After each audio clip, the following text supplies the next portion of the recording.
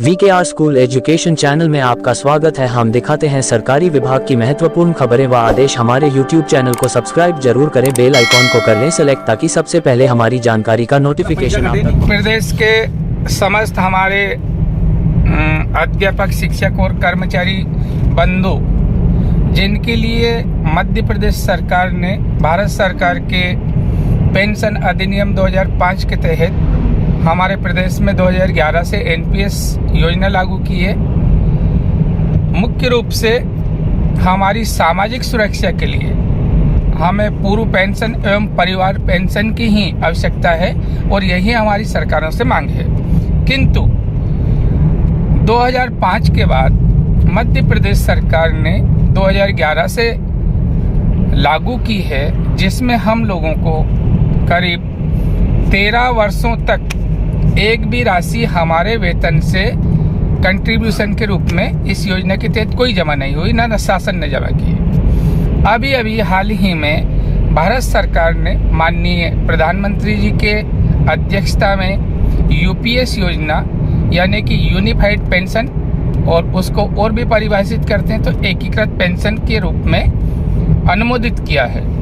साथियों, अभी तक शासन ने राजपत्र जारी नहीं किया है, किंतु अभी तक जो फीडबैक आया है उससे हमें ज्ञात हुआ है कि अभी हाल ही में पिछले दिनों में 2-4 दिन पूर्व आपने दैनिक भास्कर को देखा होगा, उसके पूर्व माननीय केंद्रीय मंत्री जी से जब हमारे मीडिया के वरिष्ठ जनों ने चर्चा की थी, जब भी उन्होंने अपने उद्बोधन में यही कहा था, चूँकि ओपीएस एक ऐसी योजना है जिसमें कर्मचारी 62 वर्ष सेवा देता है, तो उसकी सुरक्षा के लिए सरकार ने ये प्रावधान संविधान में किए हैं। किंतु उसके विपरीत एनपीएस योजना एक शेयर मार्केट आधारित है, जिसमें कितना शेयर उछलता और कितना गिरता है, जो एक कर्मचारी का भविष्य शेयर पर टिका दिया गया है। दूसरी ओर उसके बाद और ओपीएस तो भारत सरकार से अपेक्षाएं थी कि चुनाव पूर्व में प्राप्त होगी, किंतु भारत सरकार ने ये सब न करते हुए यूनिफाइड पेंशन योजना लॉन्च की है। उस यूनिफाइड पेंशन योजना में कर्मचारी का एक बहुत बड़ा नुकसान इसलिए होने वाला है कि हमारी 10% राशि सकल वेतन का, साथ ही 14% राशि अप्रैल 2022 से शासन का अंशदान जो हमारा एनपीएस में कटौती था, अब एनपीएस में यह है कि 60% राशि जब कर्मचारी सेवानिवृत्त होगा तो उसको नगद भुगतान होते हुए 40% जो राशि होगी उसको एन्युइटी में लगाते हुए उसका इक्वल 6% वार्षिक ब्याज से कर्मचारी की जब आश्रित खत्म हो जाएंगे, जब उनके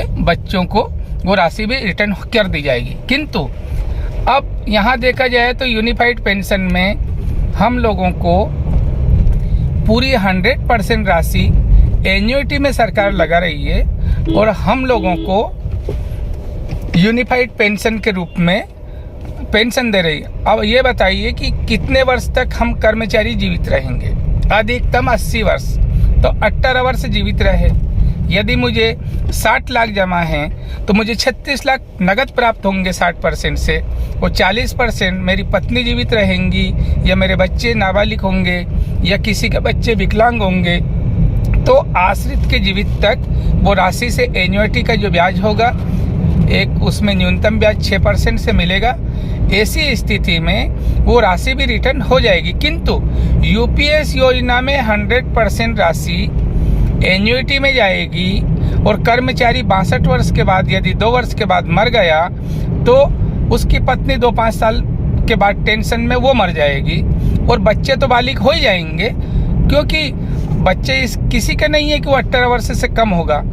किसी के विकलांग, आज विकलांगता की दर में कमी आई है। भारत सरकार ने निरंतर पल्स पोलियो अन्य विभाग अभियान चला करके पल्स पोलियो आज ढूंढने से मिलता नहीं है। ऐसी स्थिति में कुछ मानसिक विकलांग हो सकते हैं, ऐसे बच्चों को जीवन पर्यंत तक प्राप्त होगी, किंतु वो जिएगा जब तक और बाकी राशि सरकार के खजाने में लेप्स। इसलिए मेरा अनुरोध है कि हम भारत सरकार ने जो यूपीएस योजना लॉन्च की है उसके राजपत्र का हम इंतजार करेंगे और अध्ययन करेंगे, और उसमें यदि हमारी राशि जो जमा राशि है वो हमें भुगतान होती है तो हम फिर चयन कर सकते। अन्यथा आज की स्थिति में मुझे लगता है कि ओल्ड पेंशन देना चाहिए, और अगर भारत सरकार नहीं दे रही है तो मेरा तो अपील शासन के समक्ष हमारे कर्मचारियों से यही रहेगी कि हमें एनपीएस में रहकर ही हमारे जीवन निर्वाह करना है, और सीनियर सिटीजन पर जो प्राप्त राशि होगी उसे हम बैंक में ब्याज में जमा करेंगे,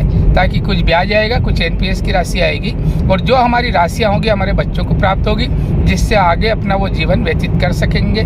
तो मैं रामचरण वर्मा, प्रदेश संगठन मंत्री, प्रांतीय शिक्षक संघ एवं वरिष्ठ वाली मंच का निर्णायक मंडल सदस्य मध्य प्रदेश, यही अपील करूंगा कि थोड़ा इंतजार कीजिए, और कब तक राजपत्र शासन जारी करता है उसको अध्ययन करेंगे, किंतु वर्तमान में यूपीएस योजना कर्मचारियों के लिए हितकारी नहीं है। Thank you. जय हिंद, जय भारत।